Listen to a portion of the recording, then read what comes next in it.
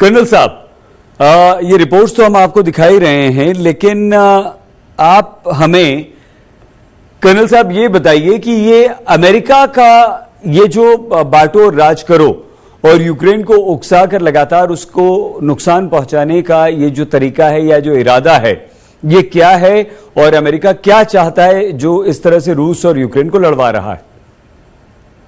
देखिए, सही अमेरिका सिर्फ ये चाह रहा था कि रूस को किस प्रकार से इकोनॉमिकली कमजोर किया जाए या फिर ये कह लीजिए घुटनों तक पे लेके आया जाए।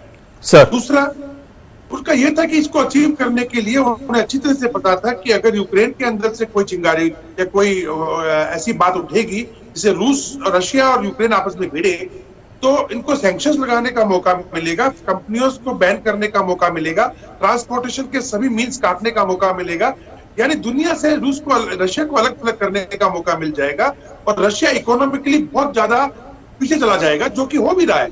और चूंकि ये जो सैंक्शंस ये लगाएंगे, ये धीरे धीरे या थोड़े महीनों में या थोड़ा और लेट जाके असली असर दिखाना शुरू करेंगे, तब तक वो यूक्रेन को उकसा के रखेंगे, खूब सारा इसको हथियार देंगे, पहले से हथियार भर देंगे। जैसा कि आपने मुझसे सवाल किया था, इतना बड़ा शक्ति होकर के अभी तक क्यों नहीं? देखिए, मैं जैसे बता रहा था, हर शहर के अंदर इन लोगों ने, आपने भी देखा है शाहिद भाई के इन लोगों ने कहीं भी एक पारंपरिक तरीके से बॉर्डर के ऊपर तो दो सेनाएं आपस में एक दूसरे के सामने मुंह करके लड़ती हैं, कहीं पे यूक्रेन और रशिया को लड़ते देखा है क्या?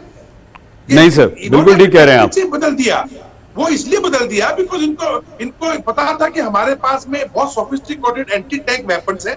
रशिया हमारे पास टैंकों से ज्यादा मैकेनाइज्ड, ज्यादा फोर्स से अटैक करेगा। हमारे पास में स्टिंजर मिसाइल से एंटी एयरक्राफ्ट, तो हम लो फ्लाई करते हैं रशियन एयरक्राफ्ट, तो मिग 29 हो या Su-25 उनको हम उड़ाएंगे और करेंगे। इनके पास में S-300, S-300 100 के करीब एयर डिफेंस मिसाइल सिस्टम्स थे, जो कि 1990-91 के अंदर सोवियत संघ से इनको मिल गए थे। उनकी रेंज भी लगभग 90 किलोमीटर, 80 किलोमीटर है, और वो भी बहुत कारगर है मिसाइल्स के ऊपर।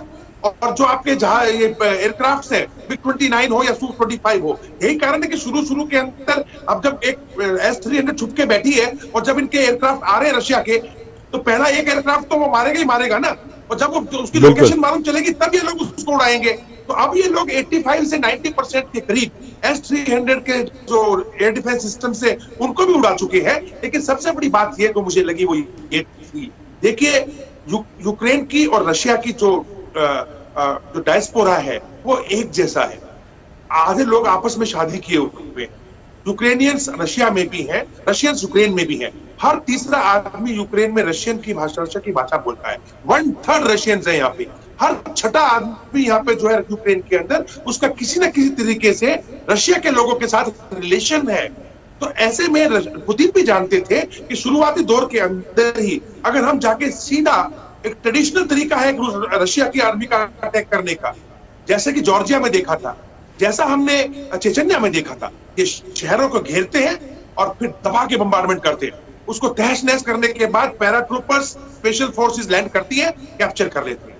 चाहता रशिया बहुत पहले कर चुका होता, लेकिन यहाँ पे तो मुझे लगता है उनकी सोच ये रही कि नहीं, वो सिविलियंस को, जिस डायस्पोरा एक कॉमन है दोनों देशों में, इतने बड़े स्तर के ऊपर नहीं मार सकते। यही कारण है कि जब खार्किव के अंदर शुरुआत में लड़ाई हुई तो वहां का एक कॉरिडोर बनाने की कोशिश की गई, सुमी के अंदर कॉरिडोर बनाने की कोशिश की, कीव में बनाने की कोशिश की गई, और अब चौथे दौर के अंदर जो है हर तरफ से एक कॉरिडोर बनाने की कोशिश की जा रही है।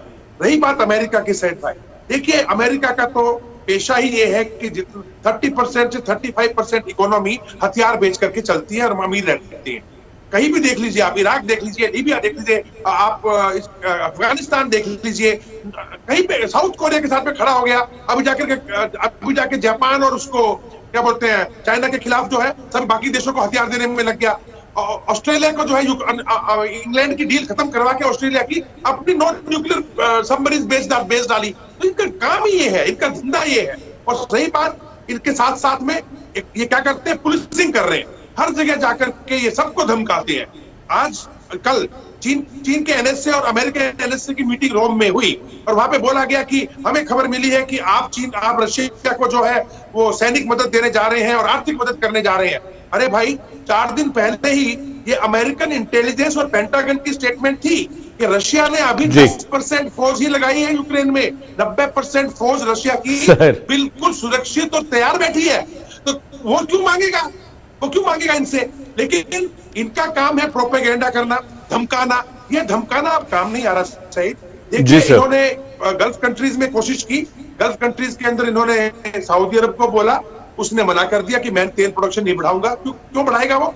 $300 बिलियन का उसको फायदा हो रहा है महीने में। दूसरा, यूएई, उसके यूएई के किंग ने तो इनका फोन ही नहीं उठाया जो बाइडेन का, बोला मैं बात ही नहीं करूंगा। और कतर ने बोल दिया मेरे पास इतनी प्रोडक्शन है नहीं।